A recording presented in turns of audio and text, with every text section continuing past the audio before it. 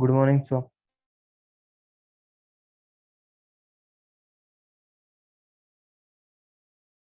Good afternoon. Very good afternoon to everyone. Good afternoon, sir. Good Good afternoon, sir. Good afternoon, sir. Good afternoon everyone. So आज हम लोग trigonometry start कर रहे हैं.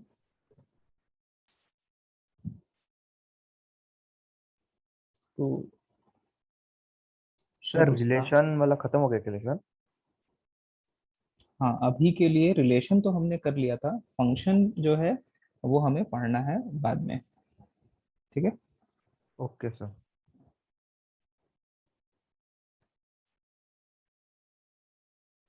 Hello sir. Yes yes. Sir आप doubt class कब लोगे, क्योंकि बहुत सारे क्वेश्चंस नहीं आ रहे हैं. बहुत सारे नहीं आ रहे क्या? एनसीईआरटी के मॉड्यूल के? नहीं सर, मॉड्यूल मॉड्यूल मॉड्यूल का, हाँ, मॉड्यूल का डिस्कशन रखेंगे एक दिन और हाँ. डिस्कस करेंगे. ठीक है ना. ठीक है. सर मैथ का मंडे वाले टेस्ट में क्या पोर्शन है? इस मंडे को टेस्ट है क्या आपका शेड्यूल्ड? केमिस्ट्री वाले सर बोल रहे थे. इस मंडे को शेड्यूल्ड है आपका टेस्ट? रुको देखने दो. I don't. सर हाँ सर बोलो बोलो. मेंस मेंस का है ना वो, पर हमको तो जेडब्ल्यू एडवांस के बुक दिए हुए हैं. हाँ, जो एडवांस वाला जो मॉड्यूल है आपका, उसमें जो फर्स्ट आपका लेवल 1 है, जो फर्स्ट हाँ एक्सरसाइज है, वो मेंस हाँ. के लिए है. और सेकंड एक्सरसाइज भी आप कंसिडर कर सकते हो कुछ हद तक कि मेंस के लिए है. बाकी जो और एक्स्ट्रा आपके पास टोटल 4 या 5 एक्सरसाइजेस होंगे उसमें, तो बाकी जो बच रहे हैं थर्ड फोर्थ एक्सरसाइजेस, वो प्योरली एडवांस के लिए है. अच्छा ठीक है. इसलिए नाम में एडवांस लिखा है. एक्चुअली मेंस भी इंक्लूडेड है उसमें. अच्छा ओके सर. हम्म. और आपका, चलो मैं देख लूंगा आपका तो टेस्ट मंडे का होने वाला है क्या, देखने दो.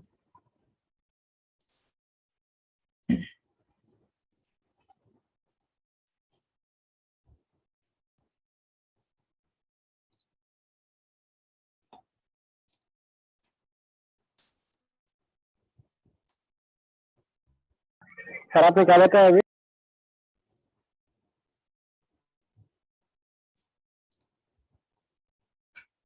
तो आपका जो शेड्यूल है,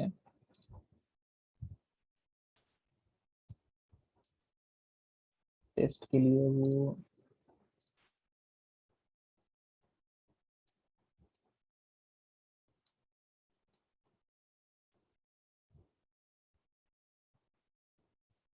ट्वेंटी एट को आपका टेस्ट है. हाँ, इस मंडे को आपका टेस्ट है. ठीक है. इस मंडे को टेस्ट है. और आपका सिलेबस क्या आएगा? सिलेबस में आपका है 50% है 14 to 19 वाला, और 50% है 7 to 12 वाला. तो अल्टीमेटली 7 से 19 तक है. 7 से 19 में क्या है?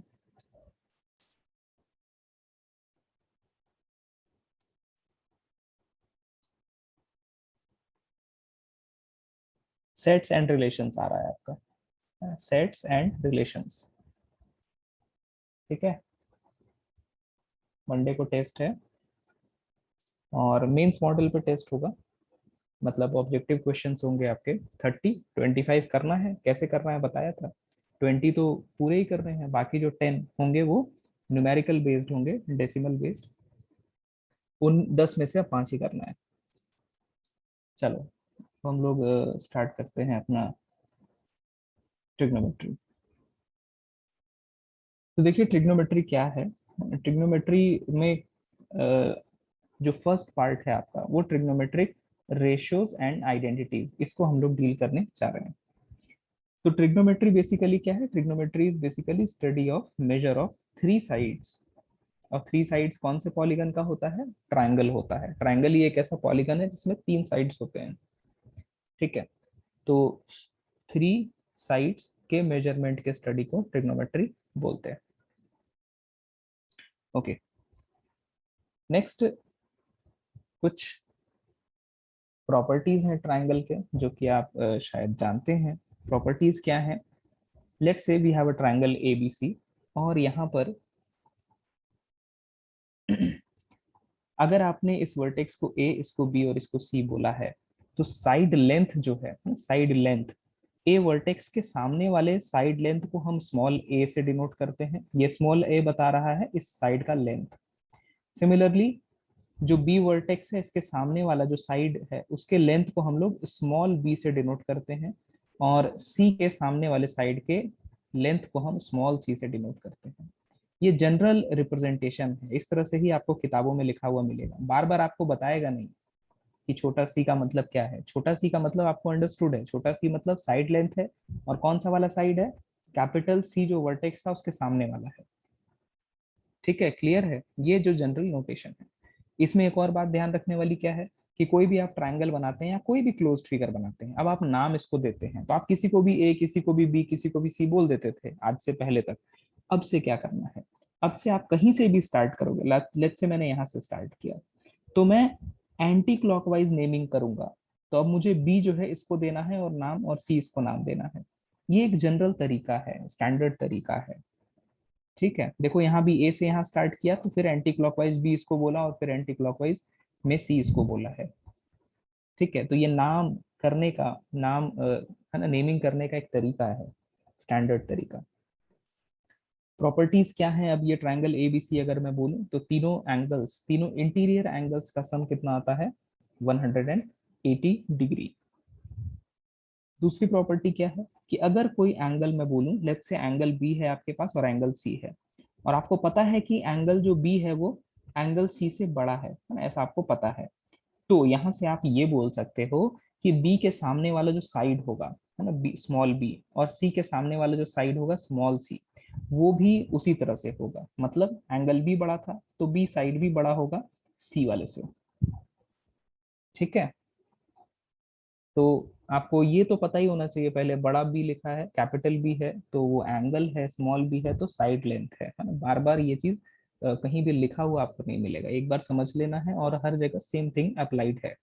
तो यहाँ पर भी देखो, एंगल बी अगर एंगल सी से बड़ा है तो साइड बी साइड सी से बड़ा होगा, सिंपल। नेक्स्ट, कोई भी एक ट्रायंगल में जो कोई भी दो साइड का सम होता है वो थर्ड वाले साइड के लेंथ से ज्यादा ही होता है। तो ये वाली प्रॉपर्टी पढ़े हैं आप लोग क्लास में पढ़े क्या? हाँ सर। हाँ, पढ़े ना। तो कोई भी दो साइड ले लो आप, ऐसे ही अगर आप बोल सकते हो कि बी प्लस सी किससे ज्यादा होगा, ए से, ए से। इससे है ना। ऐसे ही आपका ए प्लस सी भी बी से ज्यादा होगा। थर्ड, फोर्थ प्रॉपर्टी जो है, कोई भी दो साइड का आप अगर डिफरेंस निकालते हैं, ए माइनस सी आपने किया, तो डिफरेंस, पहले तो वर्ड, जो डिफरेंस वर्ड है इसका मतलब आप समझो क्या है। डिफरेंस का मतलब ये होता है कि हमेशा हमेशा बिग माइनस स्मॉल हम कर रहे हैं, तो जब भी बिग माइनस स्मॉल करेंगे तो रिजल्ट कैसा आएगा, पॉजिटिव ही आएगा, पॉजिटिव। है ना। तो डिफरेंस ले रहे हैं, किन्हीं भी दो साइड का डिफरेंस ले रहे हैं। अब किन्हीं भी दो साइड जो हम पकड़ेंगे उसमें से हमेशा बड़े वाले में से छोटे वाले को सब्ट्रैक्ट करेंगे, तो हमेशा ये वैल्यू छोटी आएगी जो तीसरा साइड बच गया था उससे। ये कुछ ट्रायंगल के बेसिक प्रॉपर्टीज थे। सर वो मॉड के अंदर है तो वैसे पॉजिटिव ही हो जाएंगे ना। हाँ, इसीलिए मॉड लगाया गया है। अगर मैं वर्ड्स में लिखूं तो डिफरेंस बोलूंगा, और अगर मैथमेटिकली लिख लूं तो इस डिफरेंस को कैसे लिखना पड़ेगा, मॉड में, ताकि मॉड में। हमेशा पॉजिटिव रहे। ठीक है, तो ये हमारा इंग्लिश स्टेटमेंट था, ये हमारा मैथमेटिकल स्टेटमेंट है। चलें आगे। सर एक बार सेकंड प्रॉपर्टी रिपीट करना। सेकंड प्रॉपर्टी में देखो क्या कह रहा है, एक ट्रायंगल है, एक ट्रायंगल है, ट्रायंगल ए बी सी। आपको अगर पता है कि एंगल जो बी है वो बड़ा है एंगल सी से, है ना, आपको ये पता है एंगल सी से बड़ा है एंगल बी, तो बी के सामने वाला जो साइड स्मॉल बी होगा ना, वो भी बड़ा होगा स्मॉल सी से। बस यही कह रहा है। तो मतलब उसका अपोजिट साइड उसके दूसरे अपोजिट साइड से बड़ा होगा। अब ये ऑपोजिट ऑपोजिट साइड मत खेलो ना, ये तो पहले ही हमने याद कर लिया है कि बी के सामने वाला साइड ही बी है। अब आप ये ओके समझो कि सर। हाँ, बी एंगल बड़ा है एंगल सी से, तो हाँ बी साइड भी सी साइड से बड़ा होगा। अब ये small B side angle B के ऑपोजिट ही होगा, हमेशा ही होगा। Okay sir. हाँ, ठीक है, चलो आगे चलते हैं। नेक्स्ट है फंडामेंटल रेशियोज। फंडामेंटल रेशियोज एक राइट एंगल्ड ट्रायंगल में हम ले रहे हैं, ये एक राइट एंगल ट्रायंगल है। तो इस एंगल को अगर मैं थीटा बोल दूं तो सामने वाला परपेंडिकुलर, साथ वाला बेस और ये हाइपोटेनियस 90 डिग्री के सामने वाला हाइपोटेनियस बोल देते हैं। इसमें कुछ रेशियोज जो अपने फंडामेंटल हैं, साइन, कॉस, टैन, कॉट, सेक, कोसेक, किस तरह से लिखते हो आप? साइन लिखते हो p बाई एच, कॉस लिखते हो b बाई एच, टैन लिखते हो p बाई बी, और सेक, कोसेक और कॉट जो है इनका उल्टा हो जाता है। ठीक है, किसी को ऐसा कोई जिसको ये याद ना हो कि साइन p बाई एच होता है? याद है ना सभी लोगों को? एक राइट एंगल ट्राइंगल सब लिख यस सकते हैं। सर। हाँ, यस सर। साइन कॉस बस याद रखना होता है। टैन बनाने के लिए साइन अपॉन कॉस कर दो, कोसेक बनाने के लिए साइन को पलट दो, सेक बनाने के लिए कॉस को रेसिप्रोकल। पलट दो, हाँ, कॉट बनाने के लिए टैन को पलट दो। चलो फिर ये तो फंडामेंटल रेशियोज हो गए आपके। नेक्स्ट आइडेंटिटीज है ना, जो तीन सबसे इंपॉर्टेंट आइडेंटिटीज हैं, और ये भी शायद आपने पढ़ा ही है अगर आपको याद हो तो पहली लास्ट आइडेंटिटी, वाली स्लाइड बताना। लास्ट वाली, हाँ। ये वाली, ये स्लाइड ये कह रहा है कि एक आपके पास राइट एंगल्ड ट्राइंगल है ना, राइट एंगल ट्राइंगल है, और ये एंगल अगर थीटा है तो सामने वाले को P, इसको B, और 90 के सामने वाले को H बोलते हैं। P से परपेंडिकुलर, B से बेस, H से हाइपोटेनियस। तो अगर आपको साइन थीटा लिखना है तो साइन थीटा लिखा जाता है perpendicular upon hypotenuse. Cos theta लिखा जाता है, cos theta is equal to base by hypotenuse, और टैन थीटा लिखा जाता है परपेंडिकुलर अपॉन बेस। ये चीज पढ़ा था क्या आपने 10th 11th में? Yes sir. यस। हाँ, तो बस वही है, वही लिखा हुआ है। ठीक है ना, चलो फिर आगे चलते हैं।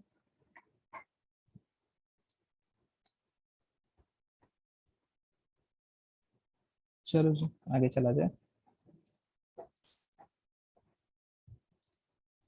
नेक्स्ट है अपना इंपॉर्टेंट आइडेंटिटीज। पहला आइडेंटिटी है sine square theta plus cos square theta is equal to 1। पता है सभी लोगों को? नहीं पता है तो अब यस याद कर लीजिए। पता है सर। Very good. पता है। दूसरा है sec square minus tan square 1 होता है। इसी को आप लोग शायद इस तरह से भी याद किए होंगे कि 1 plus tan square is equal to हाँ सेक सर। स्क्वायर। हाँ, और थर्ड वाला है cosec square minus cot square is equal to 1। इसको आप लोग याद किए हो 1 plus cot square is equal to cosec square करके। चलो, बहुत ही इंपॉर्टेंट, ज्यादा इंपॉर्टेंट है आइडेंटिटी है। ठीक है, नेक्स्ट अब इसमें जो पॉइंट नोट करने वाली पॉइंट ये है कि जो आपने सेकेंड आइडेंटिटी पढ़ी, sec square minus tan square is equal to 1, sec square theta minus tan square theta is equal to 1। तो इसमें A square minus B square वाला अगर फॉर्मूला लगा दूं मैं, मतलब sec theta minus tan theta into sec theta plus tan theta is equal to 1 हो जाएगा। तो यहाँ से अगर मुझे sec theta minus tan theta की वैल्यू लिखनी है तो ये क्या होगा? 1 upon sec theta plus tan theta होगा। और मुझे अगर, है ना, अगर sec theta plus tan theta की वैल्यू लिखनी है तो वो क्या होगा? 1 upon sec theta minus tan theta होगा, माइनस टेन थीटा होगा। तो वही हाँ लिखा है, रेसिप्रोकल जो होता है sec theta minus tan theta का, वो होता है sec theta plus tan theta. मतलब 1 अपॉन सेक प्लस टेन की वैल्यू सेक माइनस टेन होती है, और 1 अपॉन सेक माइनस टेन की वैल्यू सेक प्लस टेन होती है। ठीक है, क्लियर है? इसी तरह से जो दूसरा थर्ड आइडेंटिटी था आपके पास, उसको भी अगर आप लिखोगे इस तरह से करके कि cosec square theta minus cot square theta is equal to 1, तो cosec theta minus cot theta into cosec theta plus cot theta is equal to 1। तो यहाँ पर भी हम लिख सकते हैं कि कोसेक थीटा माइनस थीटा क्या होगा? 1 upon cosec theta plus cot theta, और cosec theta plus cot theta होगा 1 upon cosec theta minus cot theta. मतलब एक दूसरे के रेसिप्रोकल है, ऐसा कह सकते हैं। कोई दिक्कत?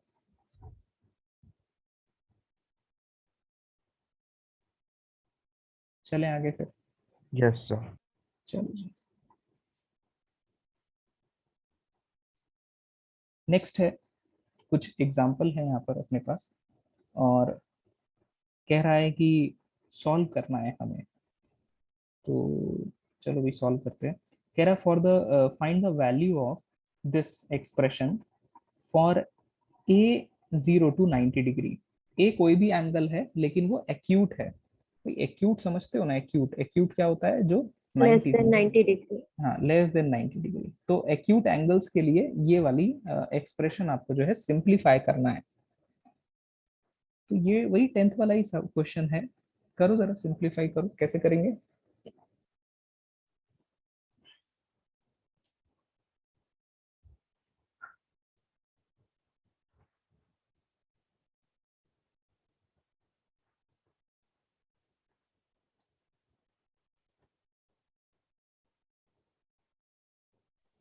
तो 1 पर 1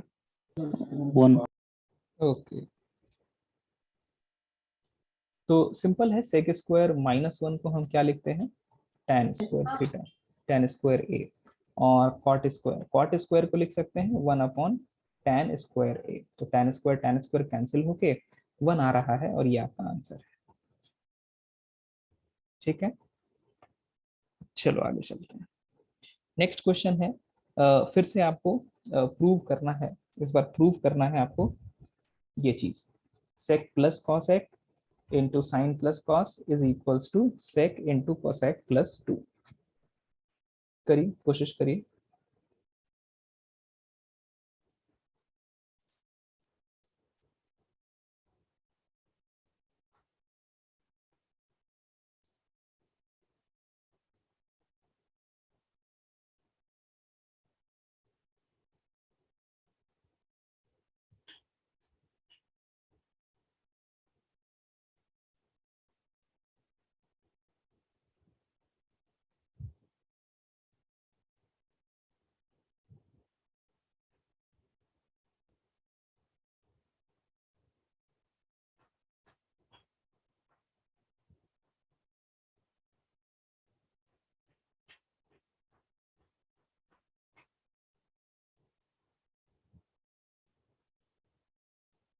क्या आंसर आ रहा है, मतलब हो गया क्या प्रूफ?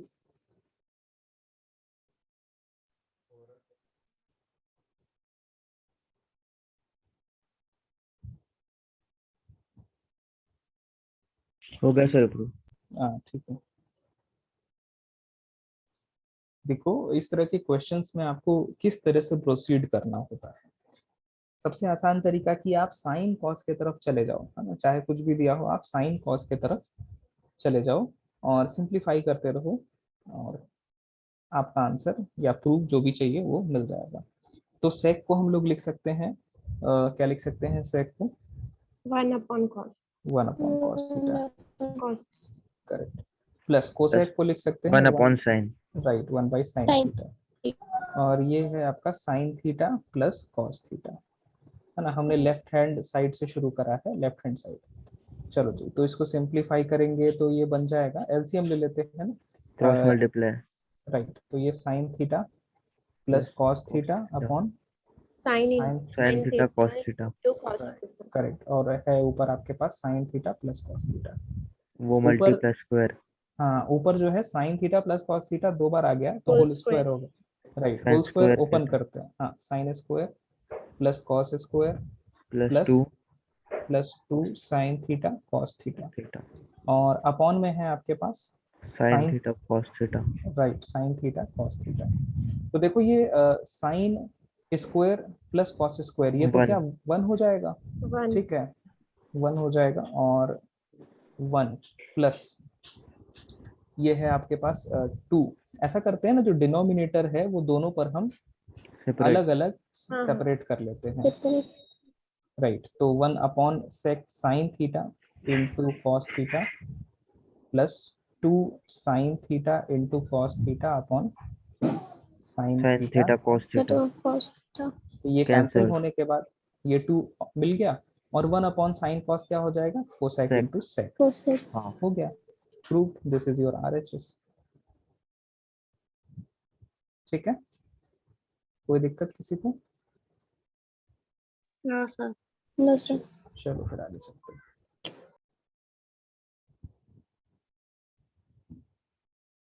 कर दूं, डिलीट कर दूं? हाँ सर। चलो फिर आगे बढ़ते हैं। नेक्स्ट आपको कह रहा है if tan theta plus sec theta is equals to 1.5, है ना, और कह रहा है ये थीटा है, ये थीटा है, कह रहा है थीटा जो भी है वो 0 से 90 है, तो आपको साइन थीटा की वैल्यू बतानी है, tan थीटा की वैल्यू बतानी है और sec थीटा की वैल्यू बतानी है। सॉल्व करिए।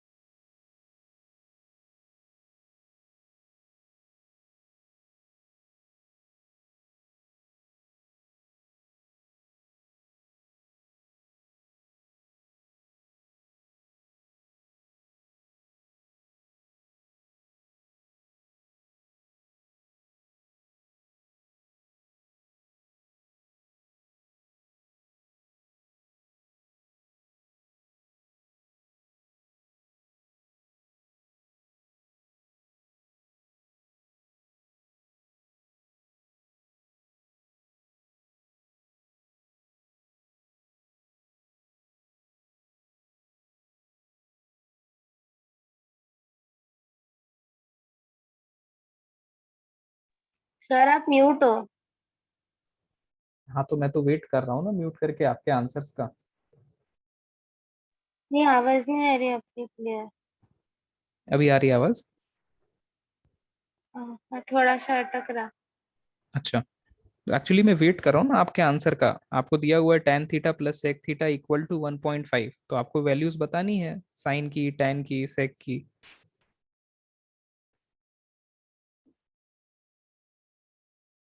वेट कर रहा हूँ मैं आंसर्स के लिए आपके।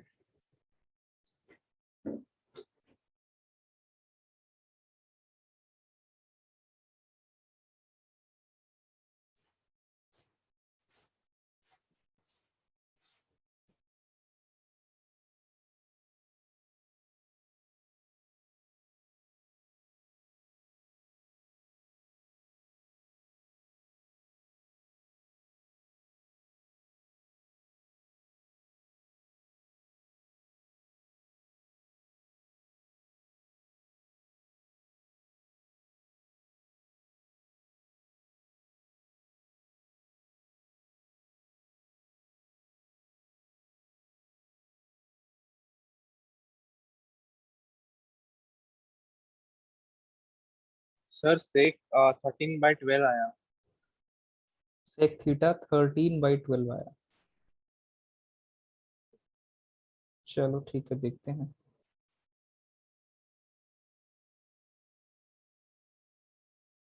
कैसे किया सॉल्व आपने, कौन सा मेथड ऑप्ट किया, किस तरीके से सर किया? वो वाली आइडेंटिटी लगाई, कौन सेक सी? Square minus tan square is equal to 1। अच्छा। फिर sec theta minus tan theta और हम्म। Sec theta plus tan theta is equal to 1। अच्छा। Sec theta plus tan theta की वैल्यू देके अपन को, तो हम्म। वो डाल दी। और हम्म। Sec theta minus tan theta is equal to 2/3 आ गया। फिर फिर उससे सेक की वैल्यू निकाल दी। सही, करेक्ट, बढ़िया। तो देखो अभी हमने एक डिस्कस किया था नोट पॉइंट्स, क्या डिस्कस किए थे कि अगर आपको sec theta plus tan theta पता है तो आप sec theta minus tan theta की वैल्यू लिख सकते हैं। कैसे लिख सकते हैं? It will be 1/sec theta plus tan theta. देखा है ना हमने, ये अभी अभी अभी लिखा था पीछे। तो आपको sec theta plus tan theta की वैल्यू 1.5 गिवन है, तो sec theta minus tan theta क्या हो जाएगा?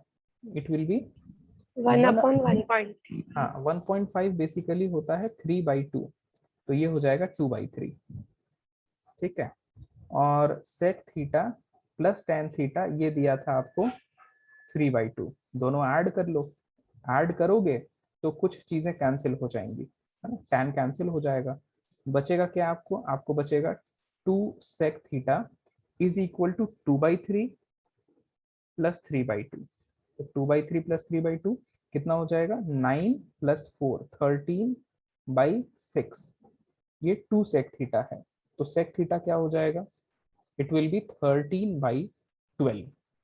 ये हमारी sec थीटा की वैल्यू आई। बिल्कुल सही है आपका आंसर, 13/12 sec थीटा के लिए।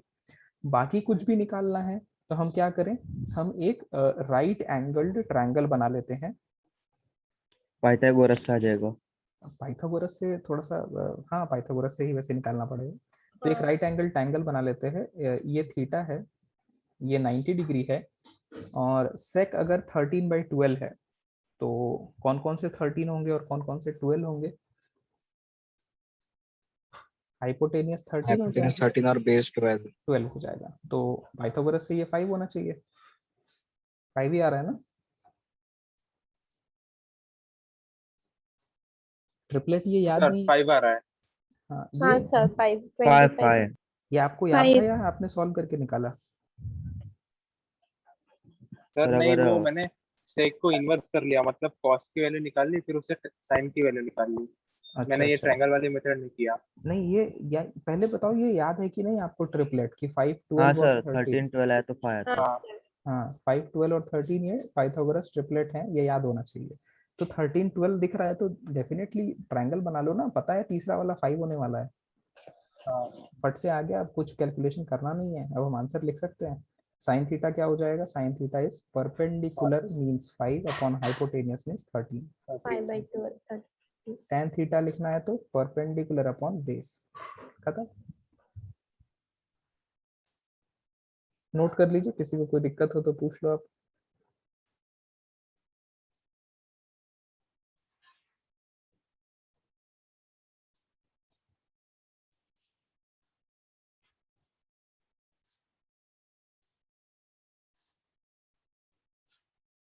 चलो फिर आगे चलते हैं।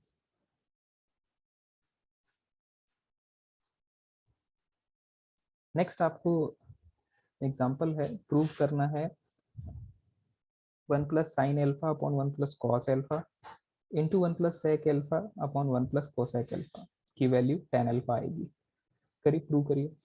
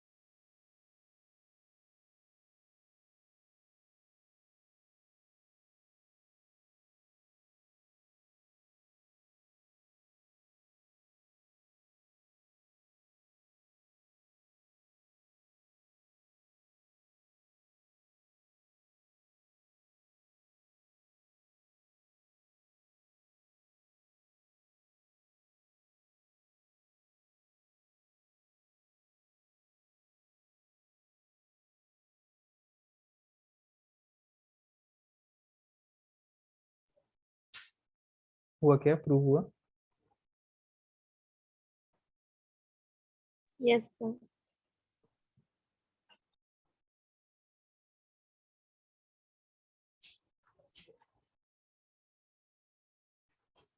बाकी बाकी लोगों का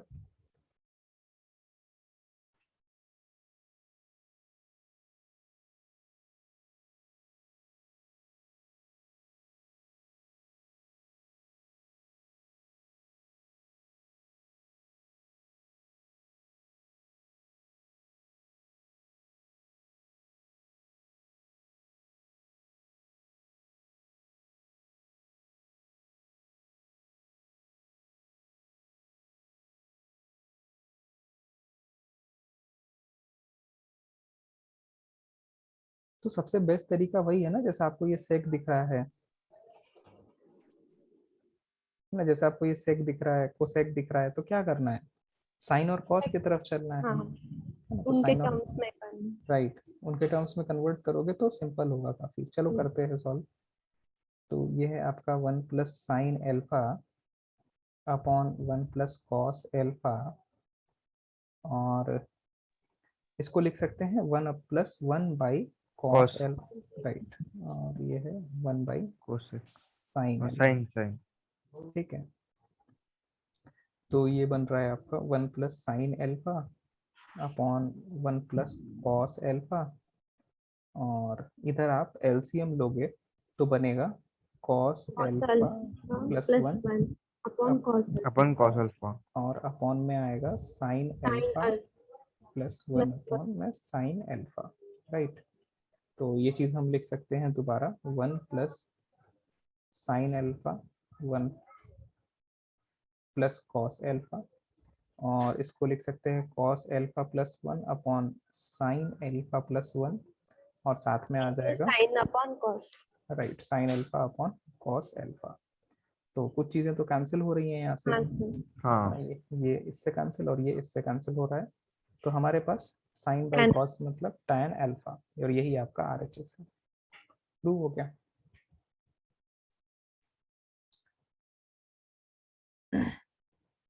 हो गया, सभी का हो गया, चलें आगे।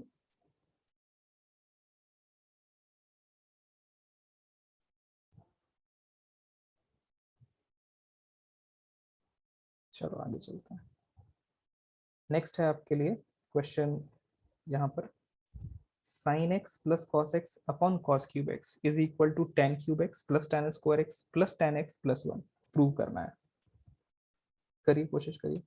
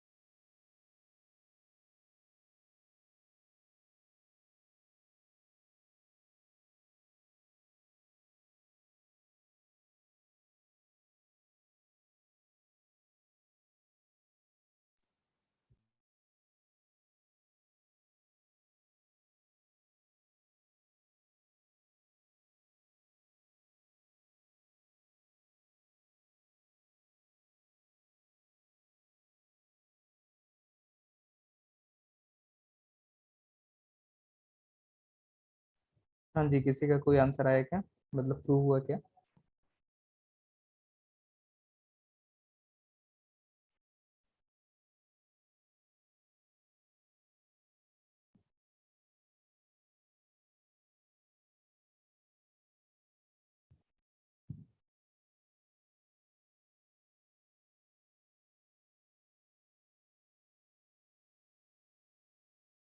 करें फिर सॉल्व करना स्टार्ट करें हम लोग।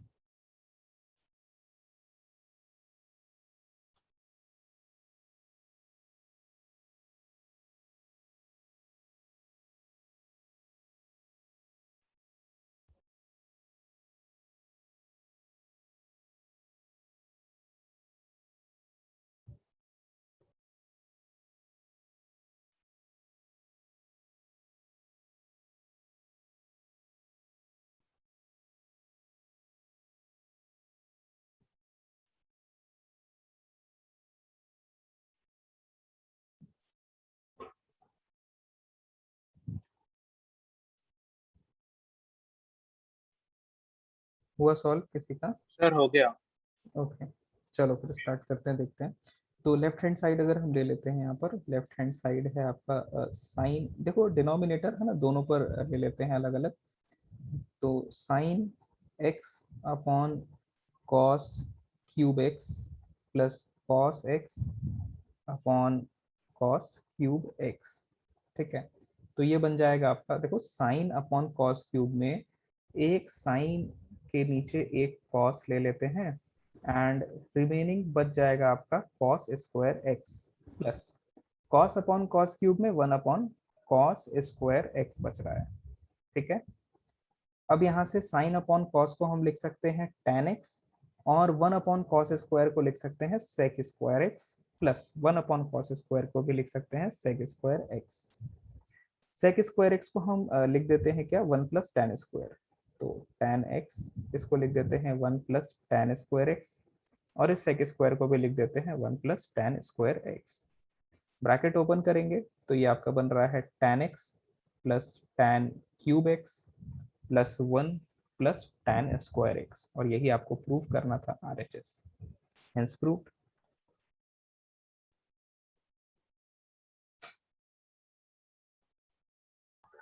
सर एक बार देखो क्या किया है हम लोग ने। पहले तो कॉस क्यूब को साइन और कॉस के अलग अलग कर लिया लेके डिनोमिनेटर पार्ट में। कॉस क्यूब था, एक कॉस को यहाँ लिखा, कॉस स्क्वायर को अलग कर दिया। कॉस अपॉन कॉस क्यूब था, क्या बचेगा, 1 बाई कॉस स्क्वायर बचेगा। साइन बाई कॉस तो tan हो गया, 1 by cos square sec square हो गया। सेम यहाँ पर भी 1 by cos square sec square, खत्म। सेक स्क्वायर को 1 plus tan square, sec square को 1 प्लस टैन स्क्वायर, और ये tan को दोनों में मल्टीप्लाई कर दिया, आंसर आ गया, ठीक है।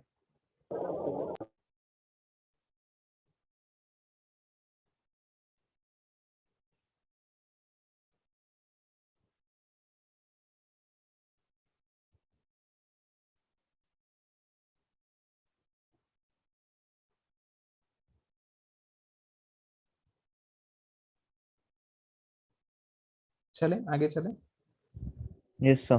चलो आगे चला जाए।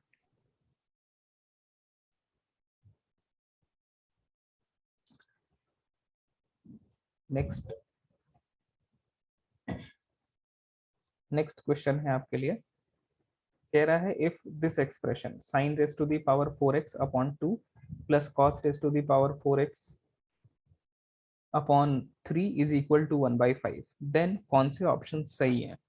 मल्टीपल करेक्ट टाइप क्वेश्चन है ये, मतलब 4 ऑप्शन में से एक से ज्यादा ऑप्शन भी करेक्ट हो सकते हैं। तो देख बताइए कौन कौन सा ऑप्शन करेक्ट है।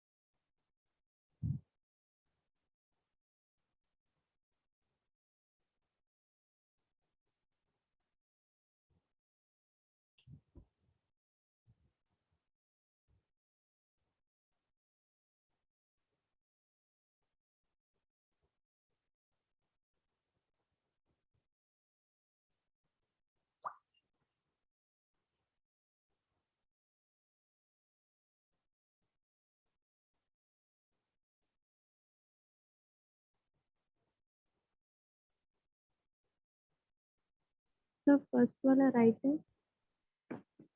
अच्छा,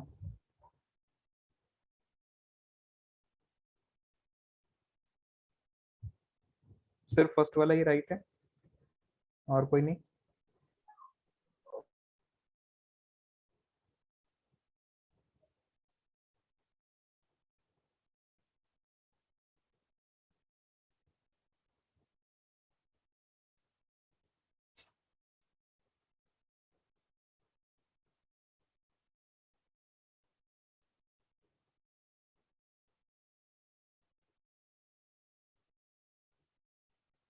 सर एंड बी वाला। अच्छा,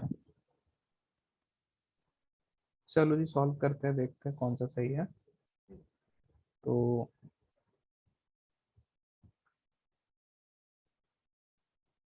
सॉल्व किया जाए।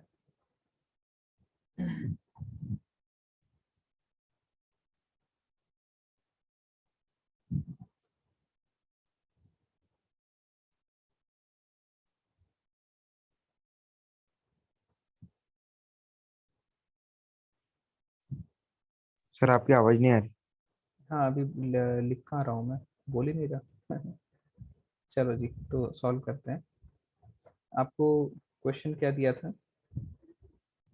क्वेश्चन में आपको गिवन है sine raise to the power 4x by 2 plus cos raise to the power 4x by 3 is equal to 1/5, है ना, ये आपको गिवन है। तो चलो सबसे पहले सॉल्व करते हैं इसको। क्या किया जाए इसमें, यहाँ पर हम लोग जो साइन पावर 4 है और कॉस पावर 4 है, उसको साइन स्क्वायर का होल स्क्वायर और कॉस स्क्वायर का होल स्क्वायर हम लोग लिख सकते हैं। तो साइन की पावर 4 को हमने लिख दिया, फिलहाल साइन को साइन ही रहने देते हैं, और कॉस को लिखते हैं, कॉस को लिख सकते हैं कॉस स्क्वायर का होल स्क्वायर, है ना। तो कॉस स्क्वायर एक्स का स्क्वायर बाई 3 इक्वल्स 1/5, और कॉस स्क्वायर को हम लोग लिख सकते हैं 1 minus sine square whole square पहले से अपॉन 3 इक्वल्स 1/5। अब यहाँ पर होल स्क्वायर ओपन कर लेते हैं और एलसीएम भी ले लेते हैं, ठीक है। चलो, तो ये आपका है, पहले होल स्क्वायर ओपन करेंगे, साइन की पावर 4x अपॉन 2, और प्लस ये आपका क्या हो जाएगा, 1 minus sine 1 one, plus sine raised power 4x हाँ, माइनस 2 साइन। और अपॉन 3 सब पर है ना, तो सब पर मैं अलग अलग अपॉन 3 लगा दिया है मैंने, और 1/5 को भी लेफ्ट साइड कर लिया, तो -1/5 हो जाएगा, ठीक है। और अब हम साइन की पावर 4x दो जगह है, दोनों को ऐड कर लेते हैं। तो साइन की पावर 4x को हम लिख सकते हैं क्या, 1/2 प्लस 1/3, 5/6 हो जाएगा ये, तो 5/6, और आपके पास है -2/3 साइन स्क्वायर एक्स, कॉन्स्टेंट में 1/3 -1/5 है, तो ये कितना हो जाएगा, 2/15 हो जाएगा। अब हम एलसीएम लेते हैं, तो 6, 3 और 15, डिनोमिनेटर में 6 है, 3 है, 15 है, क्या होगा इसका एलसीएम, 30।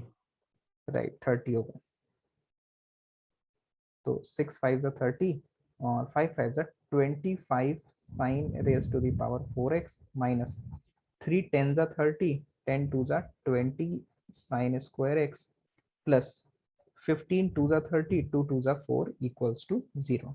तो डिनोमिनेटर वाला 30 तो ये 0 में चला जाएगा, बचेगा क्या आपके पास, अब आपके पास आएगा 25 साइन की पावर 4x। देखो 25 जो है ना यहाँ पर, ये क्या है, 5 का स्क्वायर है, तो हम 5 साइन स्क्वायर एक्स का होल स्क्वायर लिख दिए, कोई दिक्कत नहीं है, ठीक है ना, माइनस 20 साइन स्क्वायर एक्स है, और प्लस 4 को लिख दिया 2 का स्क्वायर इक्वल टू 0 है।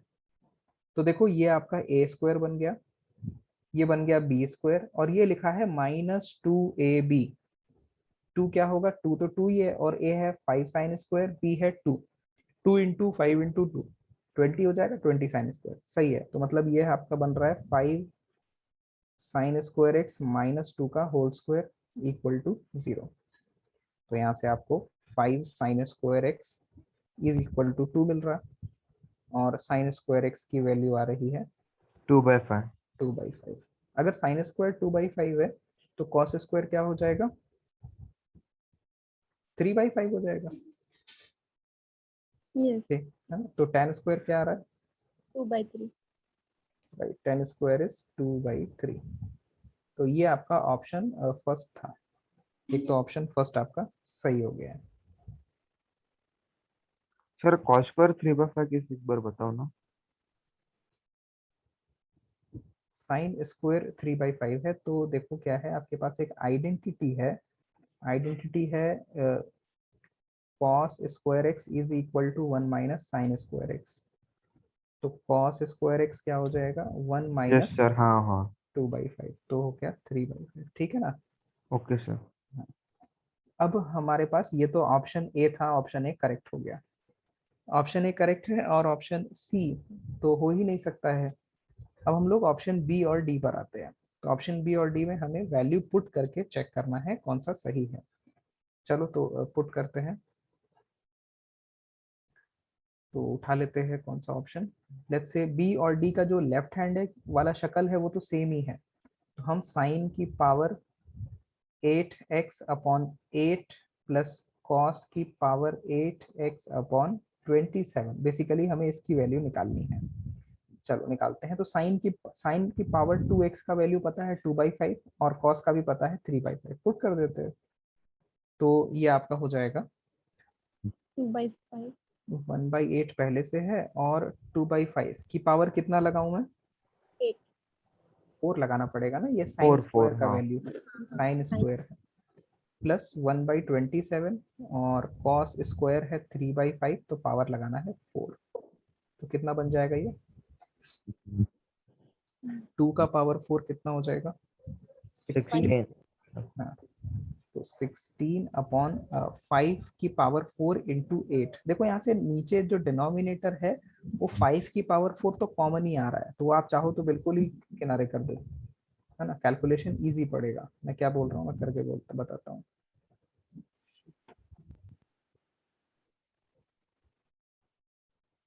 देखिए मैं क्या बोल रहा हूँ कि 1/5 की पावर 4 हमने बाहर कर दिया, बच रहा है अंदर आपके पास 16 अपॉन 8 प्लस 3 की पावर 4 81 अपॉन 27। कर लेते सिंप्लीफाई, है तो 8 2 16 है, 3 3 9 है, और इनफैक्ट 9 3 27 है, और 9 9 81 है, और 3 3 तो ऊपर आ रहा है 3 + 2 5, 5 अपॉन 5 की पावर 4 मतलब 1/5 क्यूब, और 5 क्यूब कितना होगा 125। 125, 1 by 1/125, मतलब ऑप्शन बी करेक्ट है, ऑप्शन बी करेक्ट है, और ऑप्शन डी रॉन्ग है। तो ऑप्शन ए और ऑप्शन बी सर ये करेक्ट, कैसे पता चला कि वो रॉन्ग है दो। क्योंकि ऑप्शन डी की वैल्यू 2/125 आ रही है ना सेम चीज में। Okay sir.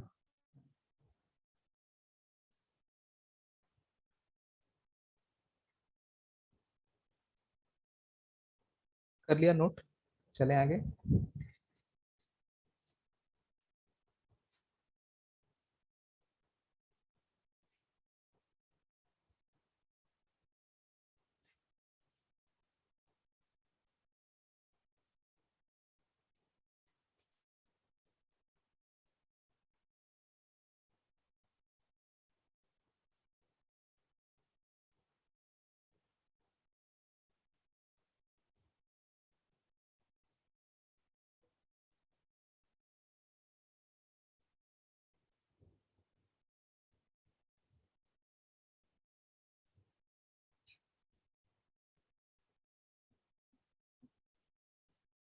हाँ जी, नोट हो गया, चले आगे, चले जाए। Yes sir.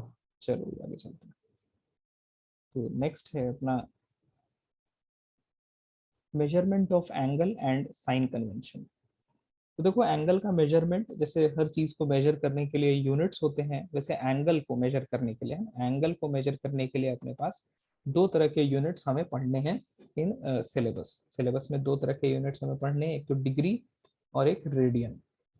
ठीक है, डिग्री और रेडियन। सबसे पहले एंगल मेजर करना कैसे है ना, वो बात करते हैं। तो हमेशा एंगल जब मेजर किया जाएगा, जैसा हम अगर ज्योमेट्री में बात करें, तो पॉजिटिव एक्स एक्सिस से हम लोग एंटी क्लॉकवाइज डायरेक्शन में अगर एंगल मेजर करेंगे तो प्लस में एंगल लेंगे, है ना, प्लस थीटा लेंगे। और अगर हम लोग क्लॉकवाइज डायरेक्शन में यहाँ से चलेंगे मेजरमेंट करने, तो हम लोग नेगेटिव में एंगल लेंगे। लेट अस सपोज ये आपके पास एक लाइन थी, ये लाइन थी, और आपने पॉजिटिव एक्स एक्सिस से इधर गए, तो जो मेजर करोगे, लेट्स से आपने बोला 45 डिग्री आ रहा है, तो प्लस 45 डिग्री लिखेंगे हम। लेकिन अगर इधर से घूम के आओगे तो एंगल -40 माइनस में नेगेटिव में बताना पड़ेगा। 360 -45 माइनस में 360 माइनस 45, ठीक है ना, -315 डिग्री।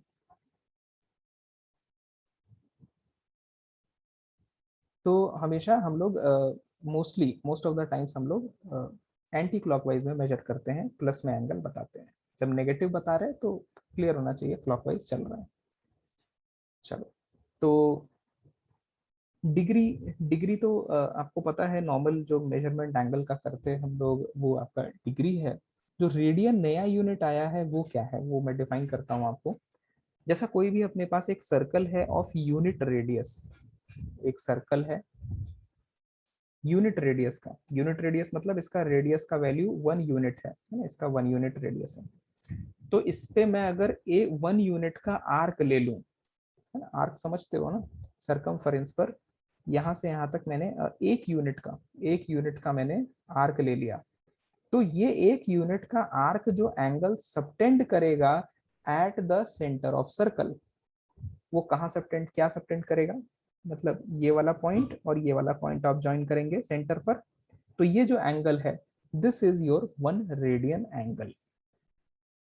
सर। हाँ सर मतलब कार्टेशियन प्लेन पे डिग्री रहेगा और सर्कल में रेडियन क्या? नहीं, ऐसा कुछ नहीं है।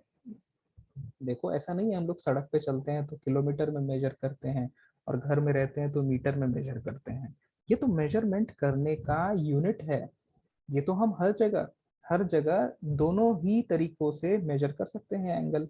ये जो मैं बता रहा हूँ ये डेफिनेशन है कि रेडियन आया कहाँ से, है ना, ये मैं बता रहा हूँ रेडियंस आया कहाँ से। हालांकि इसका कोई लेना देना बहुत ज्यादा नहीं है, बट फिर भी पढ़ रहे हैं, पहली बार रेडियन देख रहे हैं, तो बता दे रहा हूँ कि कहाँ से आया रेडियन। कभी भी आप कि 1 रेडियन की वैल्यू डिफाइन कैसे करेंगे, है ना, 1 रेडियन कैसे डिफाइन करेंगे वो मैं आपको बता रहा हूँ। ठीक है, जैसे डिग्री कैसे डिफाइन करते हैं पढ़ा होगा आपने, बताओ। आई होप, मैं उम्मीद करता हूँ कि आपको याद नहीं होगा, क्योंकि मोस्टली याद नहीं रहता है लोगों को। नहीं याद है ना डिग्री कैसे डिफाइन करते हैं? नो लिखा सर। था आपके हाँ साक्षी क्या बोल रहे हैं? तो यस प्रश्न, कैसे डिफाइन करते बताओ। एंगल को मेजर करने के लिए जो यूनिट यूज करते हैं। अरे वो तो ठीक है, मैं पूछ रहा हूँ 1 डिग्री कैसे डिफाइन करते हो, हाउ यू डिफाइन 1 डिग्री, कि ये एंगल 1 डिग्री है। सबसे पहली बार जब बात किया गया होगा, डेफिनेशन दिया गया होगा, तो किस तरह से दिया गया होगा।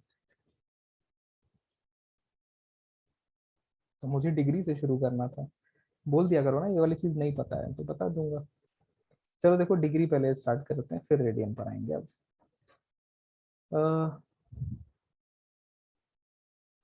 देखो, डिग्री से भी पहले है ना आपका परपेंडिकुलर लाइंस के बारे में बात जो है मैथमेटिक्स में हो चुकी थी।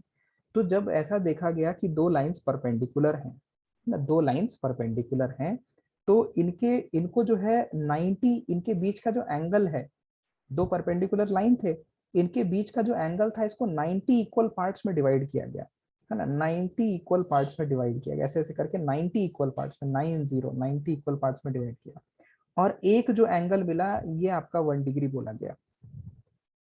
ठीक है, पहली बार जब डिग्री डिफाइन की गई तो इस तरह से डिफाइन की गई। क्लियर है ना, आना ही है भाई, एक अगर 1 डिग्री है तो ये पूरा कितना हो जाएगा, ये पूरा 90 डिग्री हो जाएगा। ठीक है, अरे भाई समझ आया क्या बोल रहा हूँ कि नहीं आया? Yes sir. चलो ठीक सर है। डिग्री रिपीट एक कर रहा हूँ तो डिग्री। डिग्री में ऐसा है कि दो परपेंडिकुलर लाइंस थे, परपेंडिकुलर जानते हो, दो लाइंस परपेंडिकुलर कब होते हैं? हाँ हाँ कब होते हैं? जब एंगल 90 होती है। एंगल 90 डिग्री होता है। हाँ हाँ हाँ, तो लेकिन ना जब पहली बार डिग्री डिफाइन किया गया उससे पहले, है ना, उससे पहले जो है दो परपेंडिकुलर लाइंस के बीच का एंगल 90 होता है ये बात नहीं पता थी। तो उन लोगों ने क्या बोला कि इसके बीच का जो भी एंगल है इसको 90 पार्ट्स में डिवाइड कर दो, है ना, 90 इक्वल पार्ट्स में डिवाइड कर दो, 90 इक्वल पार्ट्स में डिवाइड कर दो। डिवाइड करने के बाद जो एक एंगल मिलेगा, एक पार्ट मिलेगा, ये 1 डिग्री है। तो ठीक ही तो बोला उन्होंने कि एक पार्ट 1 डिग्री है तो पूरा पार्ट मिला के कितना हो जाएगा, 90 पार्ट्स 1 डिग्री का मिला के 90 डिग्री हो जाएगा। अरे ठीक है क्या? हाँ सर। हाँ, अब आते हैं रेडियन पर। रेडियन में कैसे डिफाइन किया गया? रेडियन को डिफाइन करने के लिए एक 1 यूनिट रेडियस का सर्कल लिया गया, एक सर्कल बनाया गया जिसका रेडियस था 1 यूनिट, है ना, इसका रेडियस है 1 यूनिट, और इस पे 1 यूनिट लेंथ का आर्क लिया गया। आर्क समझते हो ना, इसके सरकमफेरेंस पे हमने 1 यूनिट, है ना, 1 यूनिट लेंथ का आर्क लिया, और इसके जो एंड पॉइंट्स थे दोनों उसको हमने सेंटर से ज्वाइन किए। ज्वाइन करने के बाद जो एंगल मिलेगा ये आपका 1 रेडियन है। रेडियन डिनोट करते हैं सी सुपरस्क्रिप्ट से। ठीक है, 1 सी लिखा है मतलब 1 रेडियन है। बात समझ में आई क्या? सर हाँ सर। रेडियस रेडियन में क्या है कि एक सर्कल लिया गया 1 यूनिट रेडियस का, सबसे पहले सर्कल बना लोगे 1 यूनिट का, उसके बाद उसके सरकमफेरेंस पे हमने 1 यूनिट का आर्क लिया। आर्क लेने के बाद इनके दोनों एंड पॉइंट को हमने सेंटर से ज्वाइन किया। ज्वाइन करने पे जो एंगल मिला ना सेंटर पे, यही आपका 1 रेडियन है। ठीक है, क्लियर है? यस ओके, तो देखो अगर आपने आर्क 1 यूनिट का लिया है तो 1 रेडियन मिला है। तो अगर पूरे सरकमफेरेंस पे मैं देखूं, पूरे सरकमफेरेंस पे तो कितना हो जाएगा? पूरे सरकमफेरेंस 2 पाई आर होता है। ठीक है, 2 पाई आर पे आपको मिल जाएगा 2 पाई रेडियन, जिसको हम बोलते हैं 360 डिग्री। ठीक है, तो यहां से हम बोल सकते हैं, क्या चीज बोल सकते हैं कि पाई रेडियन के लिए 360 अपॉन 2 मतलब 180 डिग्री है। पाई रेडियन मतलब 180 डिग्री है। या अगर मैं बोलूं 1 रेडियन कितना है, 1 रेडियन आपका 180 अपॉन पाई डिग्री है। ठीक है, तो यहीं से कन्वर्जन जो है स्टार्ट हो गए, कन्वर्जन स्टार्ट हो गए कि अगर रेडियन से डिग्री जाना है या डिग्री से रेडियन जाना है तो हम कर सकते हैं, है ना। 1 रेडियन 180 अपॉन पाई डिग्री है, तो 2 रेडियन कितना हो जाएगा, 2 इंटू 180 अपॉन पाई डिग्री, है ना। अगर रेडियन दिया है तो बात सिंपल ये हो गई कि अगर रेडियन दिया है आपको, है ना, अगर आपको रेडियन दिया है और आप जाना चाहते हैं डिग्रीज में, तो आपको 180 अपॉन पाई से करना है मल्टीप्लाई, किसमें, रेडियन में। तो आपको क्या मिल जाएगा, जो रिजल्ट है वो डिग्री मिल जाएगा। और इसी का ऑपोजिट हो जाएगा अगर आप डिग्री से रेडियन जाना चाहते हो, है ना। डिग्री से रेडियन जाना चाहते हो तो जो भी डिग्री दिया है उसमें आप मल्टीप्लाई कर लेंगे पाई अपॉन 180 का, तो आपको रिजल्ट जो है वो रेडियन मिल जाएगा।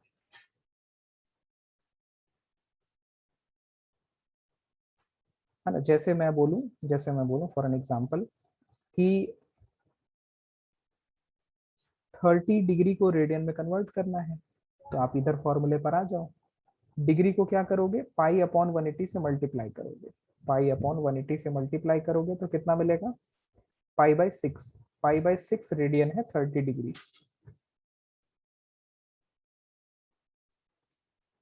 ठीक है, clear. Yes sir. Yes sir. Okay, चलो फिर आगे चलते हैं। है ना, बताई दी आपको 1 रेडियन जो है 180 अपॉन पाई डिग्रीज होता है, और पाई की वैल्यू आपको पता है 3.14।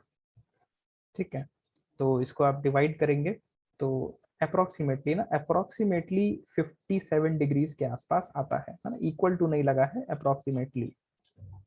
तो 57 डिग्रीज के आसपास ये वैल्यू होती है। तो आपको सर ये समझ, हाँ बोलो बोलो। एक बार लास्ट वाली स्लाइड दिखाओ ना। अब लास्ट वाली स्लाइड में कुछ नहीं दिखेगा। Okay sir. देखता हूँ, कोशिश करता हूँ, दिख पाता है तो ठीक है। दिख गया, लो। हाँ सर। ठीक है, हो गया।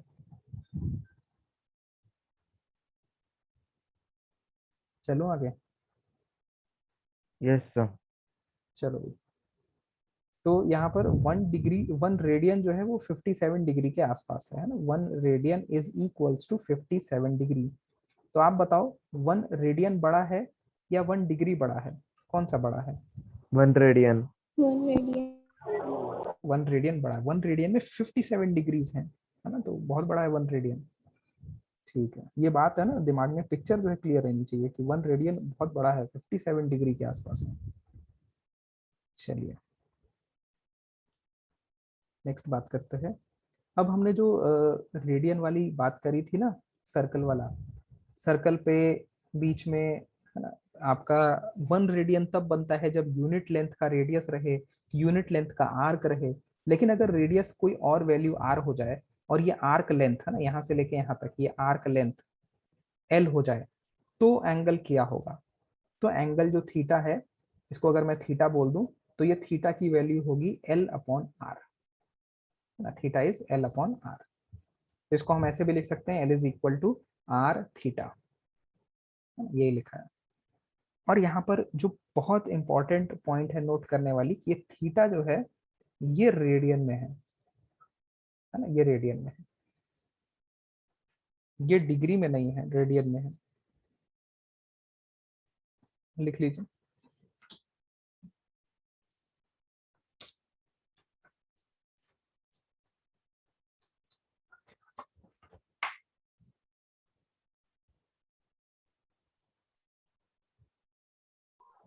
सर थीटा रेडियन में मतलब? थीटा रेडियन में है, मतलब थीटा दो चीज में हो सकता है भाई। थीटा एंगल है, एंगल दो चीज में मेजर कर सकते हैं, या तो डिग्री में या तो रेडियन में। लेकिन इस फॉर्मूले में जो थीटा लेना है वो रेडियन में ही लेना है, डिग्री में नहीं लेना है। ठीक है राहुल, डिग्री से भी आता है। क्योंकि ये चीज जो डिफाइन हुई है ना, वो उसी जो मैंने डेफिनेशन बताया 1 रेडियन वाला, वहीं से डिफाइन हुई है। तो उस सर केस में, हाँ बोलो Kaushik. Sir length of arc radian अपने डिग्री से भी आता ना। क्या क्या, लेंथ ऑफ आर्क डिग्री से भी आता ना। कैसे आता। Theta by 3/2 pi R. हाँ तो आप मल्टीप्लाई कर रहे हो ना, थीटा को आप कन्वर्ट कर तो रहे हो उसमें, रेडियन में। हाँ। तब तो मैंने बोल दिया कि रेडियन में ही ले लो, क्या गलत बोल दिया। सही है ना। हाँ सर। हम्म।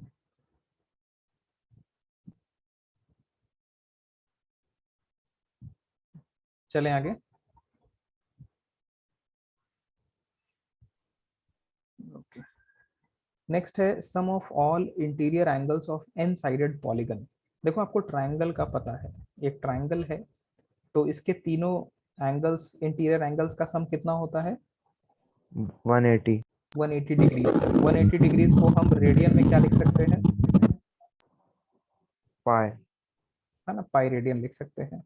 ऐसे ही अगर आपके पास कोई क्वाड्रिलेटरल है ना, कोई भी क्वाड्रिलेटरल है, तो इनके चारों इंटीरियर एंगल्स का सम कितना होता है? 360 360 डिग्री। इसको अगर मैं रेडियन में लिखूं तो कितना लिखूंगा? 2 पाई। 2 पाई। ठीक है, तो एक जनरल फॉर्मूला हम देख सकते हैं कि जो भी साइड है, जैसे ट्राइंगल में 3 साइड है, तो n की वैल्यू अगर आप 3 पुट करो यहाँ पर, तो 3 माइनस 2 1 पाई, देखो 1 पाई आया है।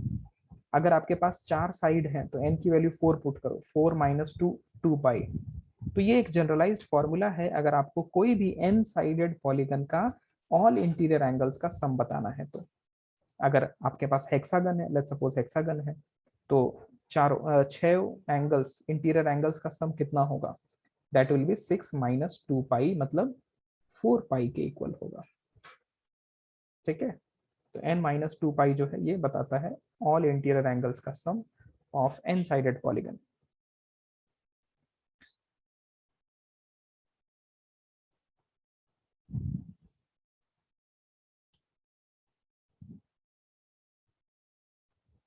कर लिया नोट? चले आगे। Yes, sir. चलो ठीक है। नेक्स्ट हम लोगों को अब कुछ क्वेश्चंस इन पे बेस सॉल्व करने हैं। लेते हैं, क्वेश्चन कह रहा है कि a garden is in the shape of a square of side length 40 metre. तो आपके पास एक स्क्वायर शेप का गार्डन है, 40 मीटर साइड लेंथ है। Now if a man runs around the garden in such a way that his distance from the side of square is 1 metre. 1 metre की दूरी बनाकर, है ना, एक आदमी जो है राउंड लगा रहा है इस गार्डन के। तो 1 मीटर की दूरी बना के वो हमेशा बाहर की तरफ राउंड लगाता है ना, अंदर की तरफ नहीं। तो पूछ रहा है how much distance will he travel after 1 round, है ना, एक पूरा राउंड दौड़ने के बाद कितना डिस्टेंस कवर करेगा, ये आपसे पूछा जा रहा है। तो यहाँ पर एक स्क्वायर है आपके पास and square is of 40 metre each side. एक आदमी है जो 1 मीटर का डिस्टेंस बना के, है ना, 1 मीटर का डिस्टेंस बनाता है। तो 1 मीटर जो है बाहर आ जाते हैं और ये डिस्टेंस बना के ऐसा ऐसा दौड़ रहा है ना, इसके बाहर 1 मीटर डिस्टेंस बना के। तो टोटल कितना डिस्टेंस कवर करेगा पूरा एक राउंड लगाने पर, एक चक्कर लगाने पर? कैलकुलेट करिए।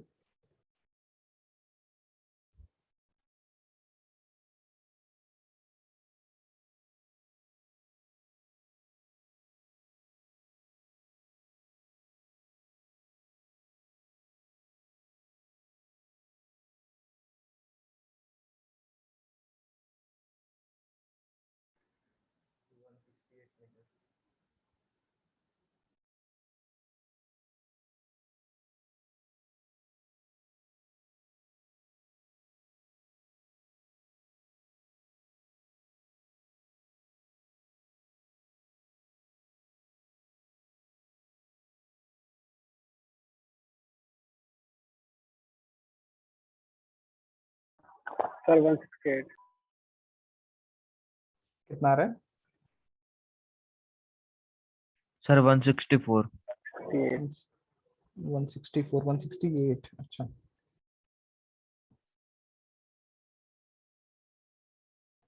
और किसी का कुछ आंसर?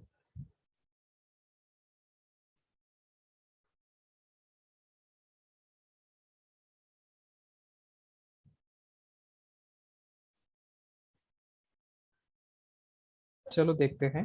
तो पहले क्वेश्चन समझते हैं। क्वेश्चन कह रहा है कि इस गार्डन जो स्क्वायर शेप का है उससे 1 मीटर की दूरी बना के दौड़ना है। तो साइड के पैरेलल पैरेलल तो 1 मीटर की दूरी बना के हम लोग दौड़ सकते हैं, कोई दिक्कत है नहीं, है ना। इधर भी ऐसा 1 मीटर की दूरी बना के दौड़ लेंगे और इधर भी 1 मीटर की दूरी बना के दौड़ लेंगे। लेकिन बात यह है कि अगर यहाँ से हम शुरू किए हैं तो यहाँ तक तो पहुंच गए। अब यहाँ के बाद यहाँ यहाँ से स्टार्ट कैसे करें? कूद कूद नहीं सकते ना, फिर दौड़ते हुए ही जाना है। तो कौन सा पाथ ये ट्रैवल करेगा, कौन सा पाथ ट्रेस करेगा? क्या ये स्ट्रेट लाइन होगा, ऐसे सीधे ऐसे सीधा ऐसा चला जाए? तो बात ये ध्यान में रखनी है कि वो 1 मीटर की दूरी मेंटेन रखे ग्राउंड से, लेकिन हम देख रहे हैं कि ये 1 मीटर, शायद ये 1 मीटर की दूरी मेंटेन नहीं हो पाया है। दिख रहा है क्या? तो क्या हाँ कैसे होगा, कौन सा पाथ ट्रेस करेगा? सर पूरा ऐसा 90 डिग्री घूमना पड़ेगा आगे से। आगे से ऐसा ऐसा जाना पड़ेगा क्या? हाँ तो इस केस में ये डिस्टेंस 1 मीटर रहेगा क्या? मीटर से ज्यादा हो। ज्यादा हो जाएगा, ऑब्वियस सी बात है भाई। अगर आप ये ज्वाइन करो, ये ज्वाइन करो, तो ये स्क्वायर है 1 मीटर का 1 मीटर का, तो ये वाला डिस्टेंस डायगोनल है, तो ये तो ज्यादा हो गया, √2 हो गया। सर ऐसा कर्व से चले तो आ सकते हैं। हाँ, कुछ कर्व जैसा ही जाना पड़ेगा ना, तो ये बात तो क्लियर है ना, ऐसे नहीं जा सकते, ये डिस्टेंस √2 हो गई है, तो हम लोग कुछ घूम के जाना पड़ेगा। चलो भाई, अब घूमते हैं तो फिर वही है कि कौन से कर्व ट्रेस कर रहा है ना, कर्व कौन सा ट्रेस कर रहा है। तो देखो ऐसा है कि यहाँ तक जब पहुंच गया, यहाँ तक पहुंच गया तो इससे 1 मीटर की दूरी बनाए हुआ है, और अगला जब यहाँ से स्टार्ट करेगा तो भी इससे 1 मीटर की दूरी ये बना लेगा। तो इसी पॉइंट पर, इसी पॉइंट से अब 1-1 मीटर की दूरी पर ही चाहिए अपने पॉइंट्स। तो एक कर्व बहुत अच्छा सा हम जानते हैं और उसका नाम है सर्कल। इसकी अच्छी बात ये होती है कि एक फिक्स्ड पॉइंट जो इसका सेंटर है ना, एक फिक्स्ड पॉइंट जो इसका सेंटर है, उससे सर्कल पे आने वाले सारे पॉइंट्स की जो दूरी है, जो डिस्टेंस है, वो कैसी रहती है? सेम रहती है भाई। ये सब रेडियस है सर्कल के, और आपस में कैसे हैं? सब इक्वल है। तो यहां से हम ऐसा करें कि एक सर्कल बनाने की कोशिश करें जिसका सेंटर ये पॉइंट रहेगा। तो क्या करेंगे कि ये सारे पॉइंट, ये व्हाइट वाले कर्व पे सारे पॉइंट्स ऐसे रहे होंगे जो इस पॉइंट से सेम दूरी, मतलब 1 मीटर की दूरी, 1 मीटर की दूरी बना के चल रहे होंगे। क्लियर है क्या? हाँ सर। तो यही सर्कल बनेगा, है ना, इस पॉइंट को सेंटर अज्यूम करते हुए सर्कल बनेगा ऑफ रेडियस 1, है ना, सब जगह। तब हम जो है बिल्कुल एग्जैक्टली सर्कल पर, सॉरी, 1 मीटर की दूरी बनाकर दौड़ पाएंगे। तो हमें देखना है कि हम डिस्टेंस कितना ट्रैवल किए। तो डिस्टेंस के लिए देखो, यहाँ तक तो फंडा क्लियर ही है ना, 1 मीटर है, सॉरी, यहाँ से यहाँ तक 40 है, यहाँ से यहाँ तक फिर 40 है, यहाँ से यहाँ तक फिर 40 है, और यहाँ से यहाँ तक फिर 40 है। तो 40 × 4 ये तो क्लियर है, 160 आ रहा है। जो बचा हुआ व्हाइट वाला पोर्शन है उसके बारे में हमें और सोचना है। तो व्हाइट वाले पोर्शन के लिए कैसे सोचेंगे?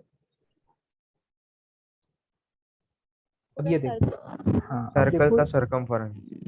हाँ, अभी हमने पीछे एक फॉर्मूला देखा है। क्या फॉर्मूला देखा है? L=R थीटा, है ना, सर्कल पर, क्योंकि ये सर्कल वाला ही कर्व है, और ये एंगल हमें पता है, ये एंगल कितना है? 90 डिग्री, 90 डिग्री है ना, π/2 रेडियन। और इस सर्कल का ये जो रेडियस है, ये रेडियस कितना है? 1 है। तो रेडियस हमें पता है 1, थीटा हमें पता है π/2, तो L कितना आ जाएगा? L आ जाएगा π/2। ये जो दूरी यहाँ से यहाँ तक की है, ये कितनी है? π/2 दूरी है। सिमिलरली ये भी π/2 डिस्टेंस है, ये भी π/2 है, और ये भी π/2 है। तो प्लस में आपका 4 टाइम्स π/2 आ जाएगा, तो ये आपका आ रहा है 2π। तो 160 प्लस 2π मीटर्स, ये आपका आंसर। सर पाई को पाई में ही रखना है। हाँ, मोस्ट ऑफ द टाइम्स पाई में ही रहता है। वो करते थे आप लोग 9th-10th में करते थे, अब नहीं करना है। 3.14 रख के बहुत कम, मतलब रेयरली कभी करना पड़ेगा, पाई में ही छोड़ देंगे हमेशा।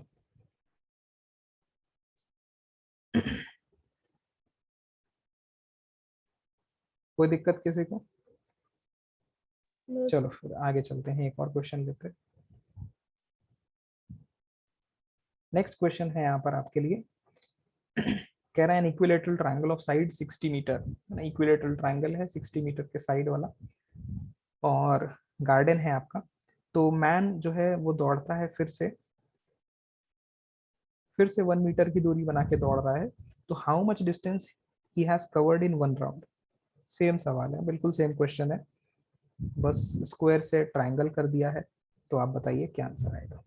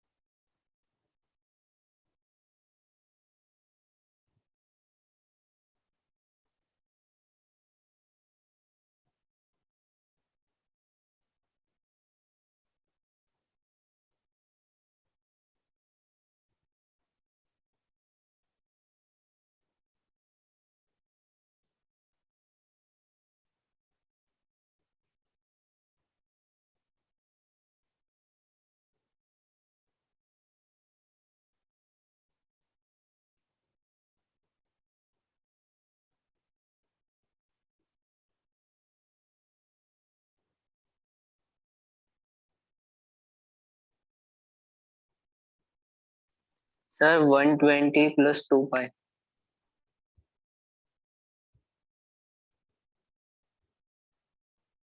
अच्छा 120 प्लस 2 पाई, 120 कैसे होगा? 60 प्लस 60 नहीं प्लस, सर 180 प्लस 2 पाई। हाँ 180 प्लस 2 पाई ठीक लग रहा है।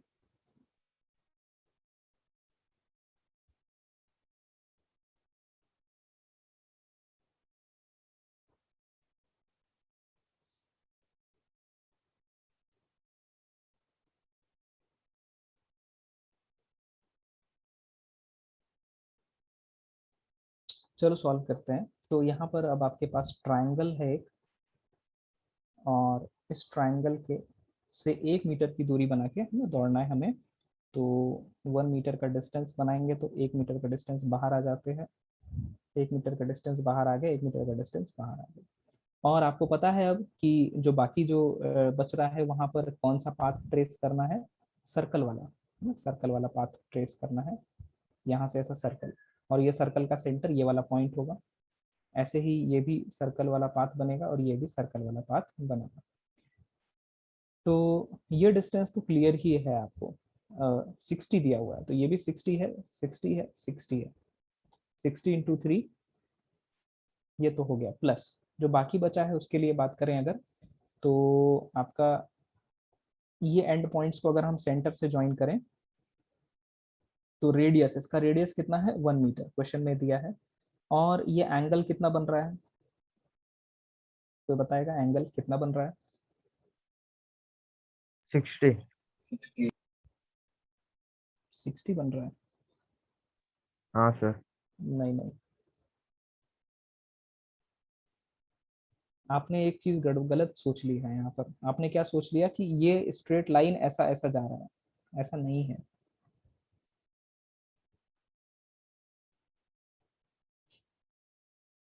देखो मैं आपको बताता हूँ क्या होना चाहिए। आप बताओ ये लाइन इसके परपेंडिकुलर है कि नहीं है, बताइए। ये हाँ। लाइन इस पे परपेंडिकुलर है कि नहीं है ना? और ये भी परपेंडिकुलर है, और ट्रायंगल के अंदर कितना होता है 60 होता है। परपेंडिकुलर मतलब ये 90 है, परपेंडिकुलर मतलब ये 90 है, और एक पॉइंट पर टोटल 360 होता है।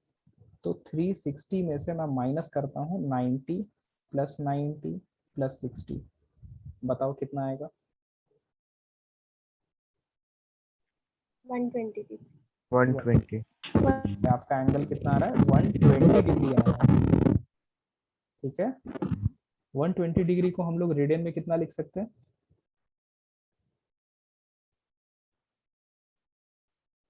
3 पाई बाई 2। नहीं नहीं, 2 पाई बाई 3 लिखते हैं। हाँ। 2 पाई बाई 3 है, ये आपका 120 डिग्री है। तो ये एल है ना, लेंथ कितना हो जाएगा? L is equal to R theta. R radius तो 1 ही है, थीटा इज 2 पाई बाई 3, और ऐसा 2 पाई बाई 3 कितनी बार है? 1 2 3 बार है, 3 टाइम्स तो इंटू 3 3। टाइम्स कर लो। तो this is L is equal to 2 pi. तो आंसर आपका हो जाएगा दिस प्लस 2 पाई, मतलब 180 2 पाई। प्लस 2 पाई, ये आपका आंसर है।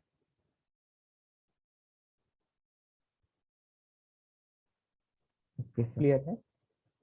तो कोई भी इसके मतलब जो ये है मतलब साइड में जो एंगल कैसे फाइंड करें, परपेंडिकुलर ड्रॉ करके? हाँ, जब हम इसके पैरेलल चल रहे थे ना, हम तो पैरेलल चल रहे थे, तो पैरेलल आके जिस पॉइंट पर रुके हैं उसको इससे हम ज्वाइन करेंगे, तो ये ऑब्वियसली ये परपेंडिकुलर दोनों साइड होगा। ऐसा ही हम ये भी जब पैरेलल चल रहे थे तो इसके एंड पॉइंट और इसके एंड पॉइंट को हम ज्वाइन करेंगे तो ये भी परपेंडिकुलर होगा। ठीक है, और ट्राइंगल के इक्विलेटरल ट्राइंगल बोला था ना आपको, तो अंदर वाला 60 हो गया है, बस बाकी बचा हुआ ये एंगल निकाल लिया हमने 360 में से माइनस किया। ठीक है ना?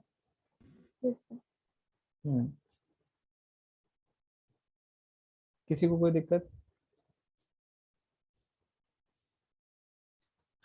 चलो फिर इसके आगे हम लोग स्टार्ट करेंगे, अब हम लोग नेक्स्ट टर्म में, है ना, बेसिक डेफिनेशन से स्टार्ट करना है, यहाँ से हम लोग नेक्स्ट टर्म पे स्टार्ट करेंगे। ठीक है sir, bye bye, good day. Bye sir. Bye sir. Bye everyone, bye.